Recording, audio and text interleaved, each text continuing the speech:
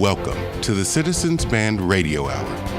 Thoughtful conversations that explore issues of media and journalism, democracy and citizenship. The Citizens Band Radio Hour is sponsored by the Center for Media and Citizenship at the University of Virginia.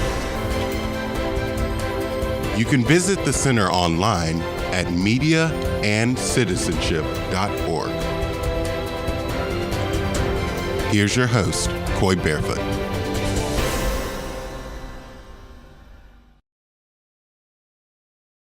It's a privilege to welcome back to this program best-selling and award-winning author, sociologist, and historian Michael Schudson.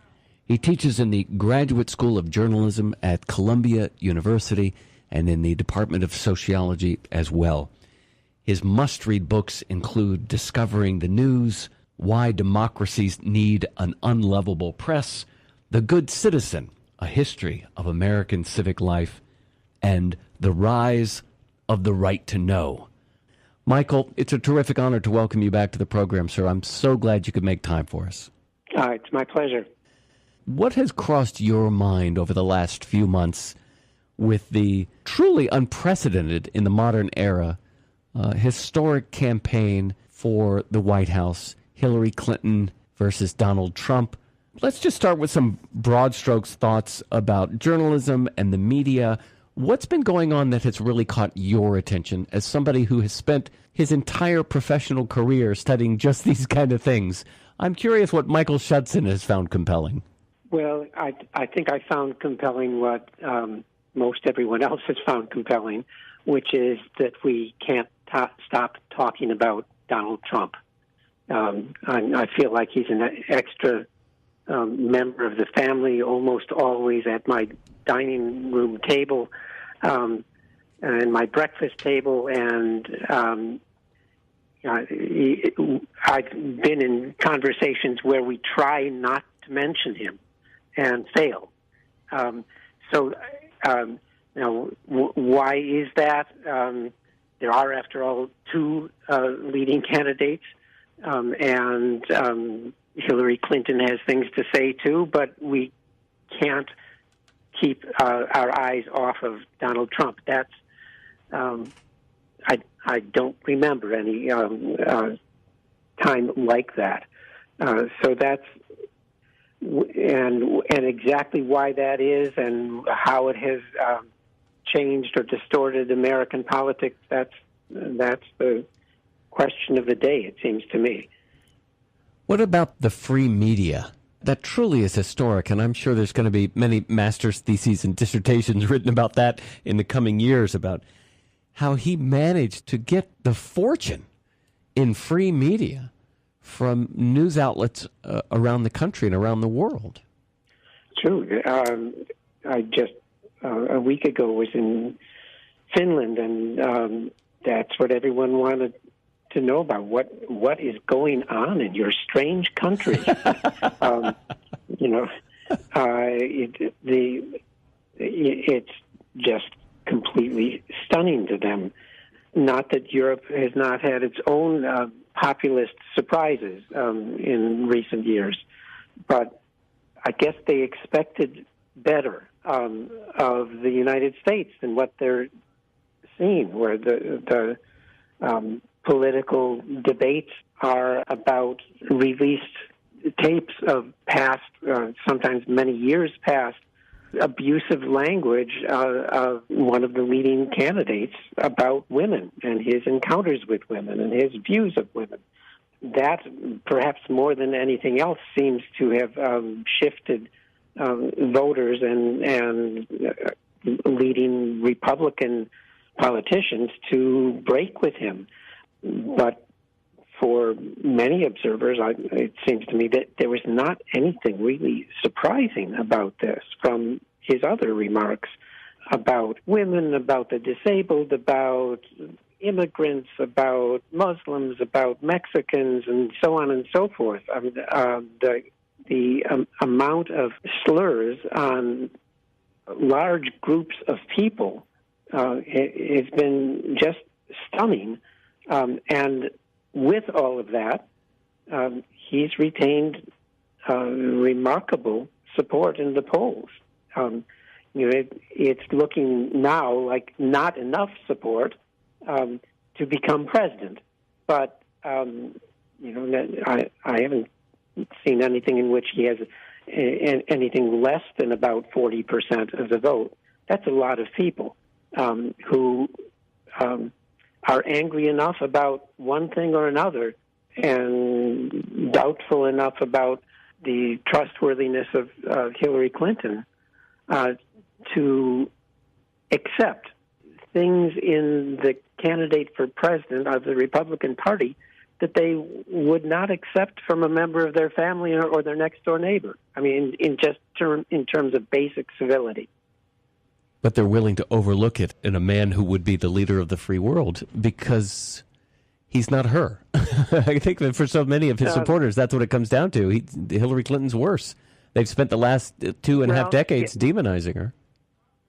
Either because they have just extraordinary distrust of her, and I think that's inherited from her husband, who they also distrusted from basically took office in 1993.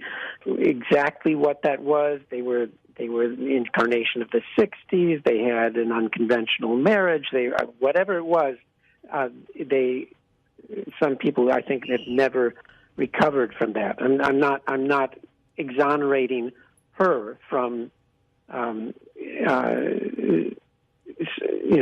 secretiveness and her speeches to the bankers and so forth, but in comparison to her rival here, all of this seems small potatoes. There's something else going on, and I think it's I think people are anxious. They're fearful. I mean, from 9/11 on, the ways in which this incredibly powerful country has been kept in a kind of chains of fear by one or another terrorist organization, moving from Al-Qaeda to ISIS in particular.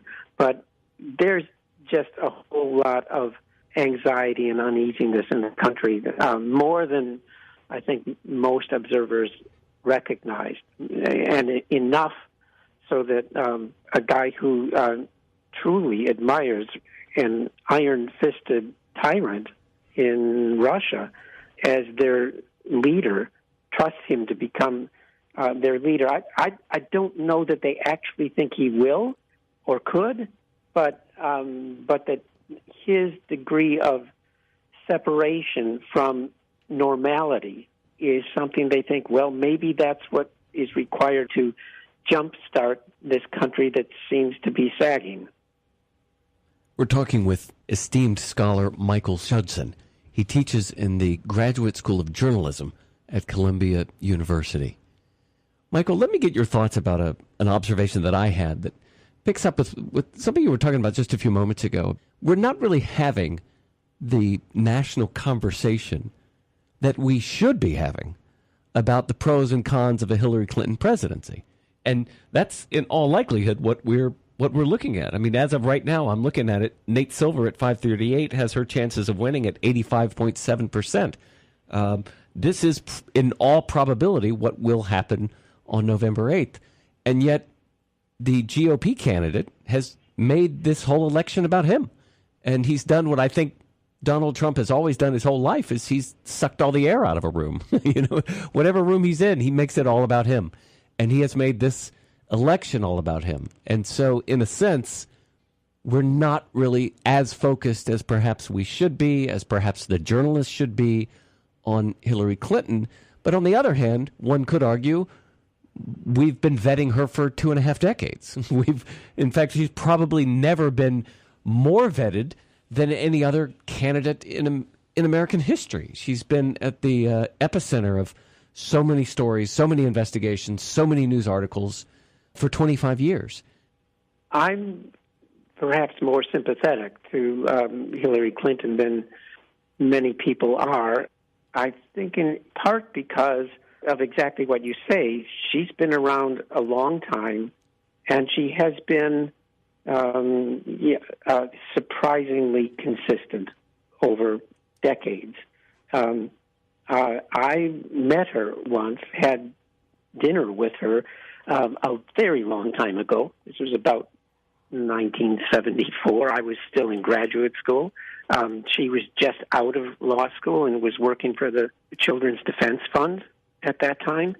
The dinner was with regard to an article the Harvard Educational Review at the time that I was working for had solicited from her. She seemed to know more about children's rights than just about anyone around, and we were doing a special issue on that topic. People had recommended this young lawyer to us, and I spent whatever it was, 90 minutes or 2 hours with one other graduate student and Hillary Rodham, and she was stunning. I mean, she was intellectually so alive and so on top of her subject. And what was that subject? Making policies that would make lives better for families and children.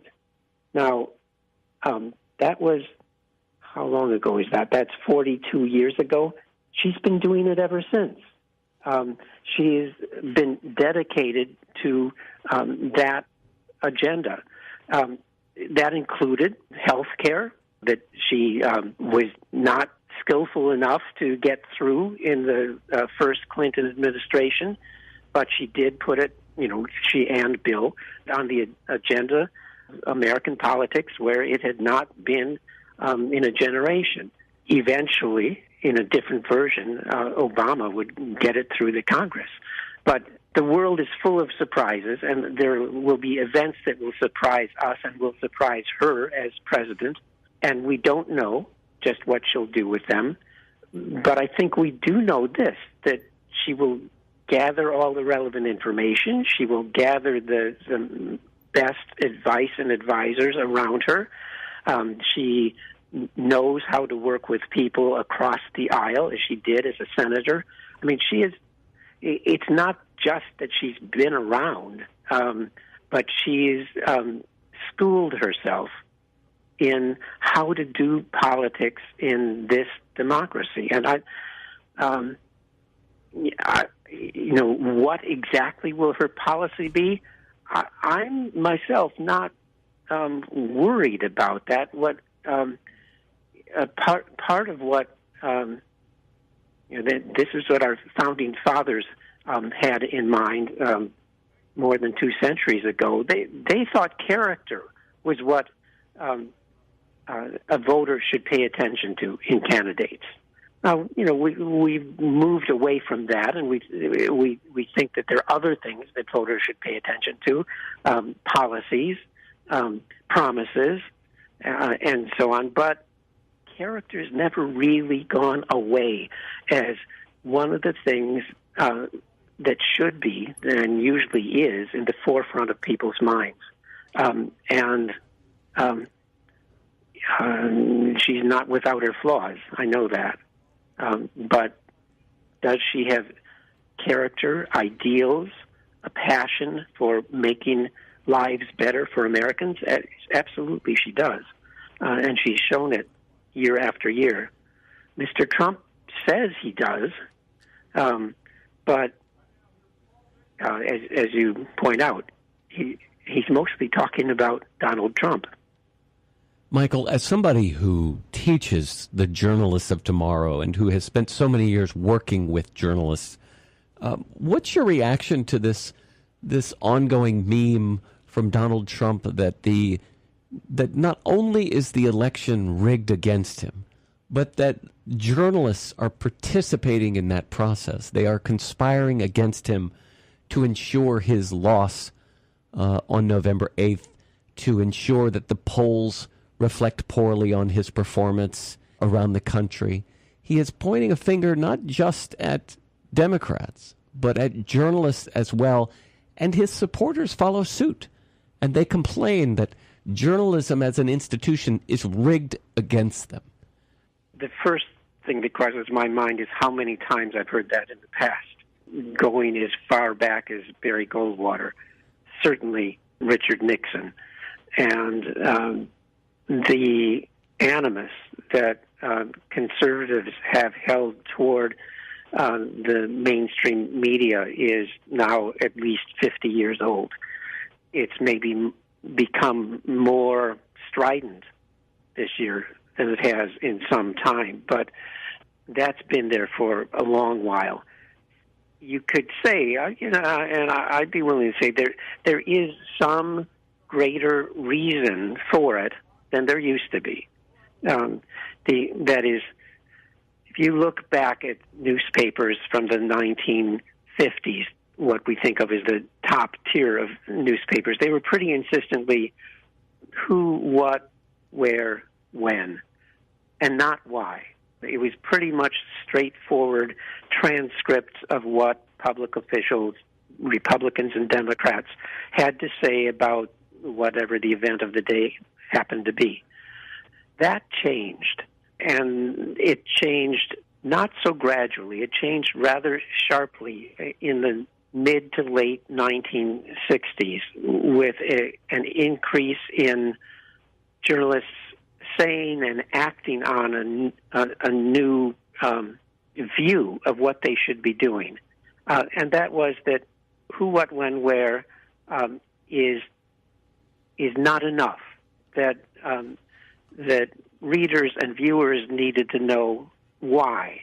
They needed to have some analysis, some interpretation, some context in which they could follow and understand what he said and she said meant.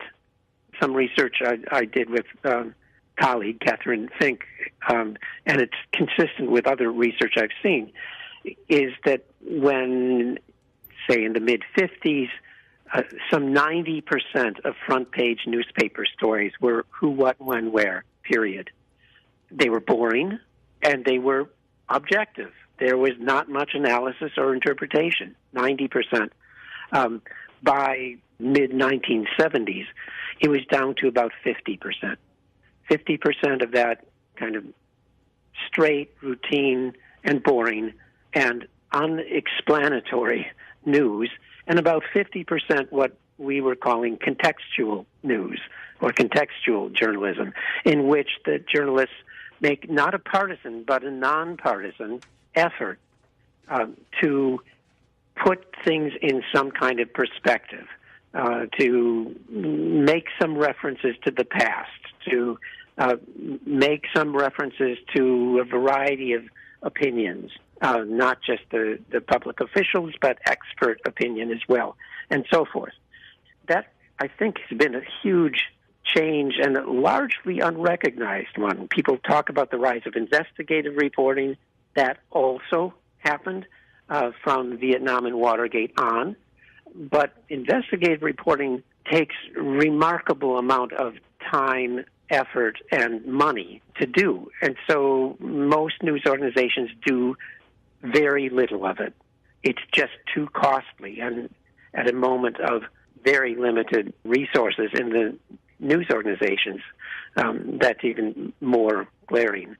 So all of that makes the introduction of opinion of some sort much more visible. So that's the first thing to say. Yeah, there's more effort at explanation, going beyond just reporting what Clinton said, what Trump said, than there used to be.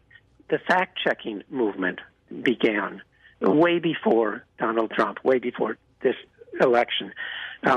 It began in the late 60s with partisan groups, particularly conservative partisan groups, who were, as early as 1969, very skeptical at best, angry about the mainstream news media, and thought the news media had to be fact-checked. And they began one of the first fact-checking organizations. Then left-wing groups did. Then long time later, 2003, the first journalistic fact-checking began, and they were fact-checking the candidates.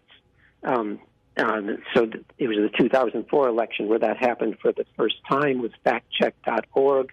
A few years later, you got PolitiFact, and you got the fact checker at the Washington Post, and so forth. That's preceding this election by about a decade. That was a kind of different model of journalism from who, what, when, where.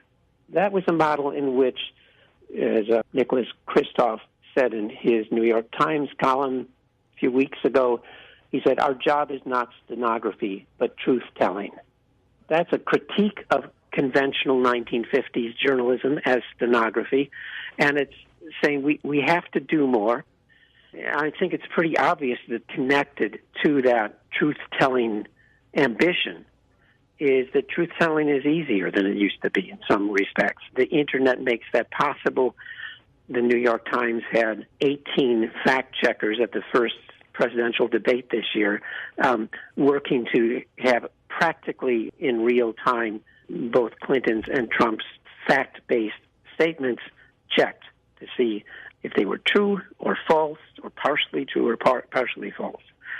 That aggressiveness with the truth in their sights of journalists today makes them very different from what they were in the 1950s. More of a force, I think, in general, a good force. I think they should be doing that rather than just repeating what the politicians say. But it does mean that either side can find fault in what the journalists come up with.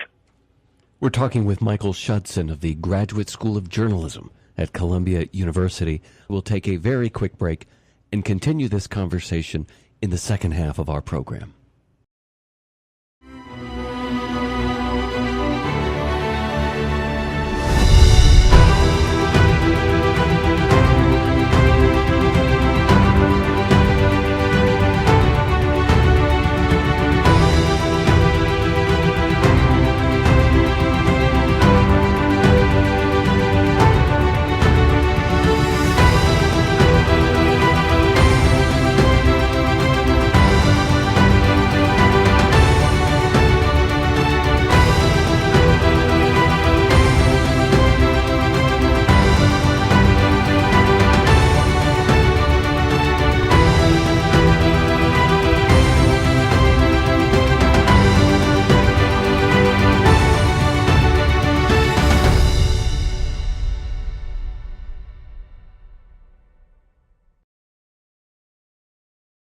Welcome back.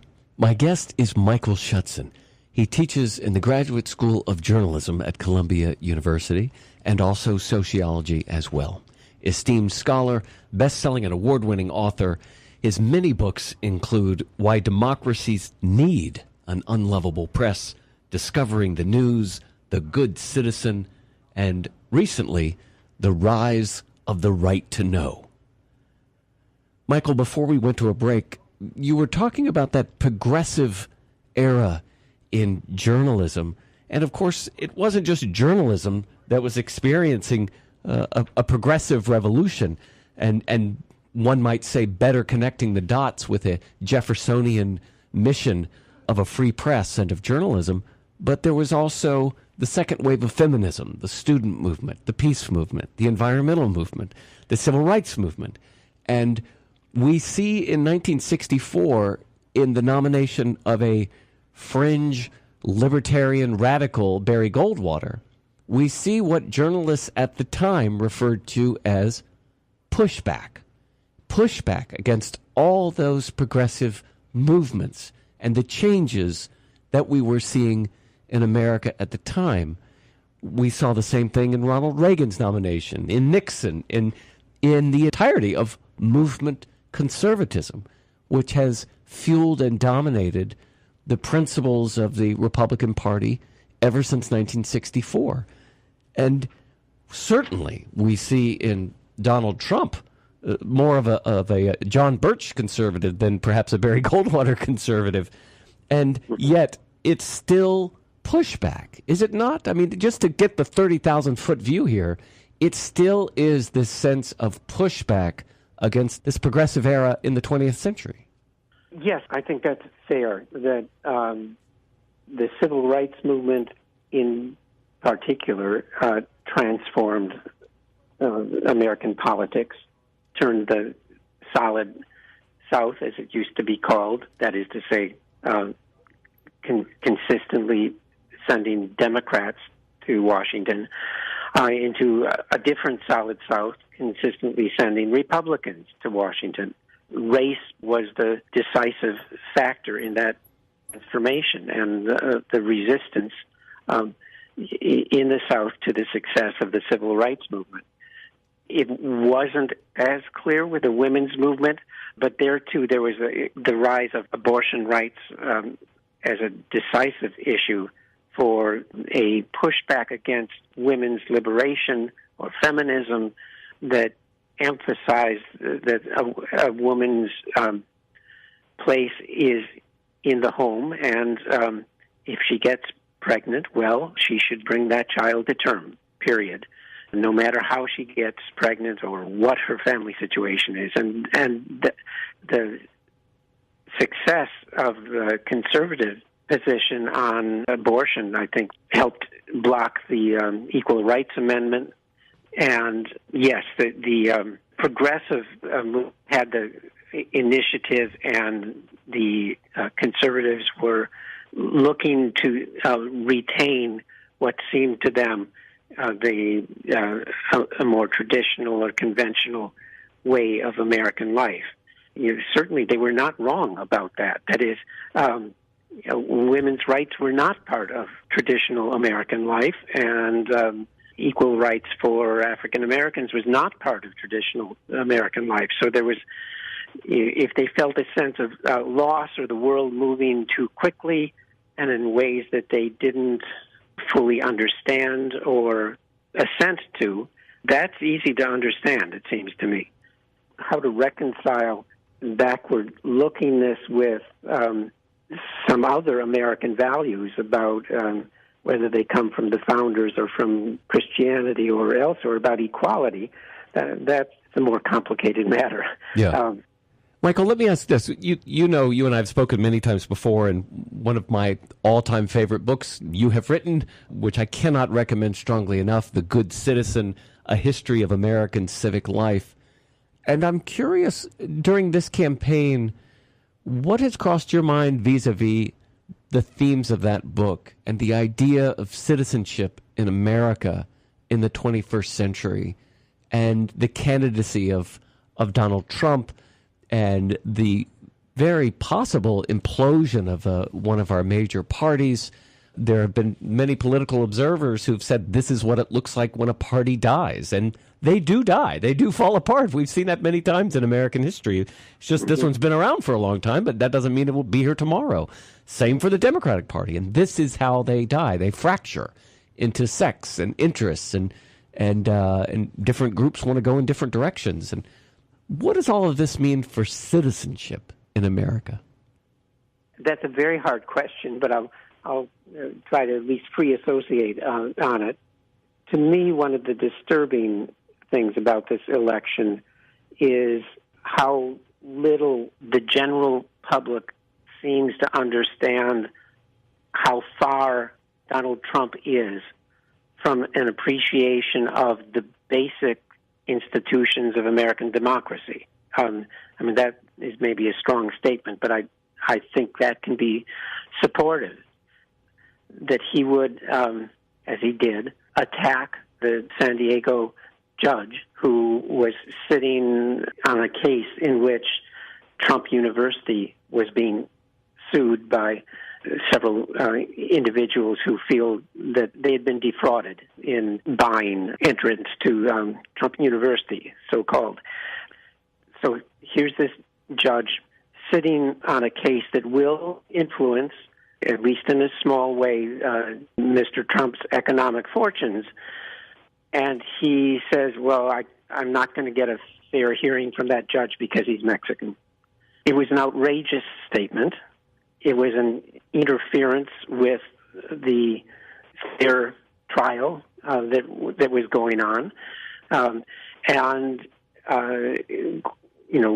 people noticed most of all that it was a slur on a perfectly respected judge because of his ethnic heritage. I mean, he was wrong, that is, Trump was wrong about his ethnic heritage. He says he's Mexican. He was American from the day he was born in Indiana, but he came from a Mexican family background. That's true.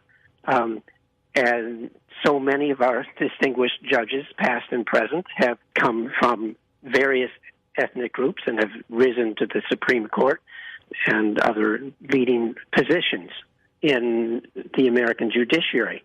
But the independence of the judiciary, which is always an aspiration and never fully a reality, nonetheless, he had no grounds for criticizing this individual. No grounds except his fear that his Trump University might lose. Well, they might. That's how it goes in a society with free institutions.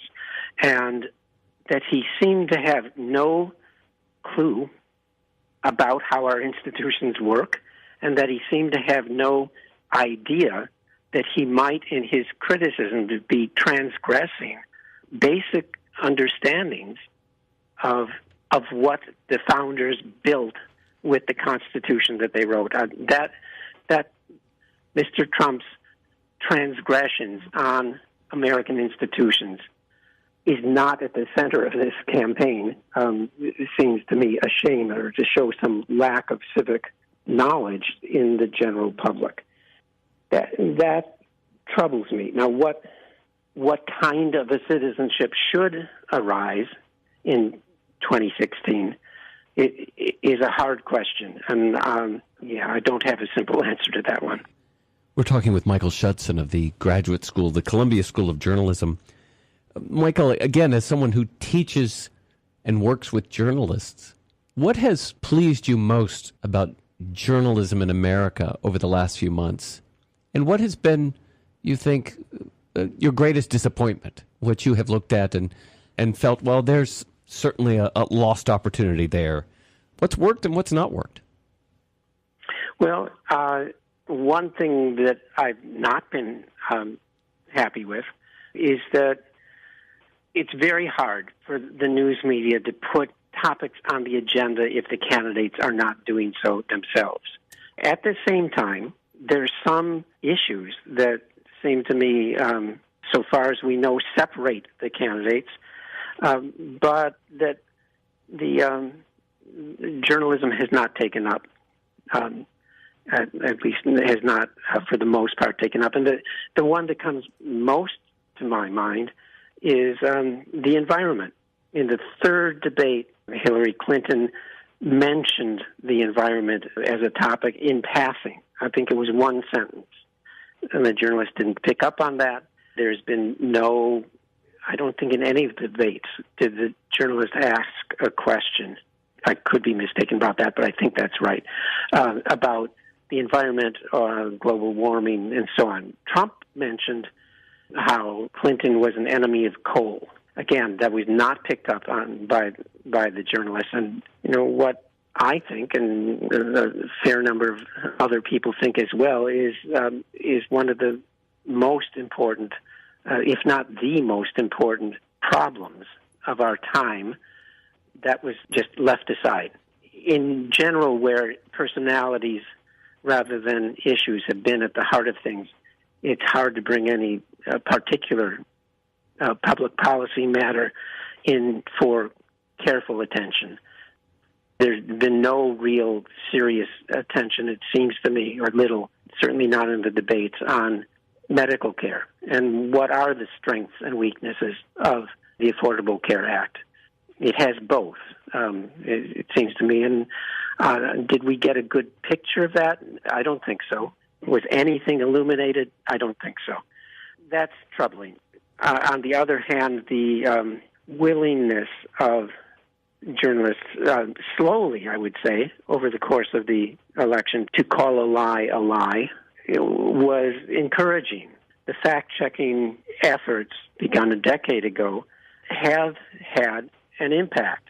And I think, politicians at the presidential level and at lower levels repeat when a fact-checking group of journalists says your opponent lied or your opponent made a false statement, and we should recognize that it was a false statement. It was quite dramatic for the New York Times to say in a headline on page 1, I don't think they ever had before, that a presidential candidate lied, in this case about where President Obama was born. So I think that kind of willingness to try to come to grips with a candidate whose outrageous behavior, including outrageous statements, is hard to match. They were flummoxed and flustered for a long time, and also entertained, like the rest of us, for better and for worse. So yeah, I think there, when it's all written up and looked at down the road, we'll find both good and bad in the performance of journalism this year. Michael, we've only got 2 or 3 minutes left, but I did want to ask you about, and I'm sure you talk about this all the time in your classes, that we've never lived in an era with all of this technology and all of these new media platforms and news platforms, and one could make the case that the American electorate is perhaps more informed, up to date, and educated about the issues facing the country and the day-to-day horse race of a political campaign than at any moment in our history. But one might also make the case, as Neil Postman made in his many writings, that information doesn't necessarily mean someone's educated, and that his concern was that the abundance of information would be a kind of white noise that would produce not only disinformation, but a recalculating and a reformulation and a redefining of what it actually means to be informed. And we're certainly seeing that, don't you think? There is something to this. It's hard to know what the bottom line is with all of this. Yes, I think that's right. I mean, obviously there's more information than ever before. I think it's also true that there's better information than ever before, that the stars of our journalism, Washington Post and New York Times and Associated Press and Wall Street Journal and others, are ProPublica, are extraordinary, doing better, deeper, more complex, explanatory journalism than we've ever had in our history. It's also easier to isolate yourself online among views and sources that you already agree with than it used to be. It is also the case that there's easy circulation of misinformation than there used to be. I mean, we've always had misinformation, but it just moves so quickly and without vetting by any trained journalist. There is such a thing, and I do see it in the Columbia Journalism School. There is such a thing as a trained journalist, and it's a combination of training in techniques and training in ethics. And for all of the importance of that I was stressing earlier about interpreting and giving some context to a story, what I hear my colleagues telling the new aspiring journalists is you got to get the facts right, and you have to have a feel for what the story is, and you have to be willing to report against your own assumptions, which is a way of saying you have to be objective. You have to not let your preference for Clinton or your preference for Trump blind you to what actually is going on.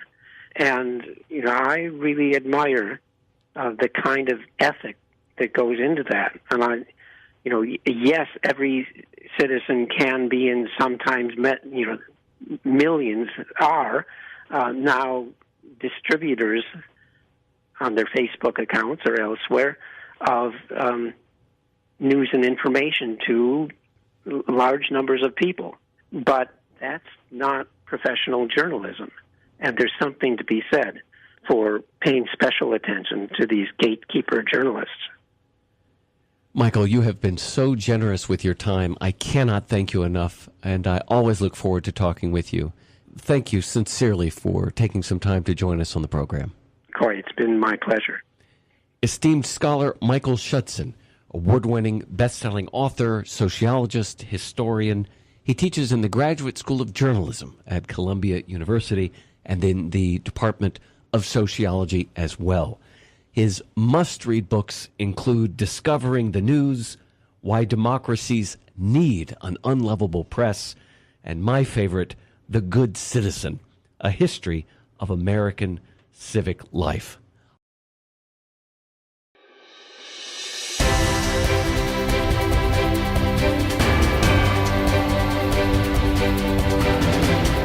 You've been listening to the Citizens Band Radio Hour, a production of the Center for Media and Citizenship at the University of Virginia. Archived podcasts are available online at mediaandcitizenship.org.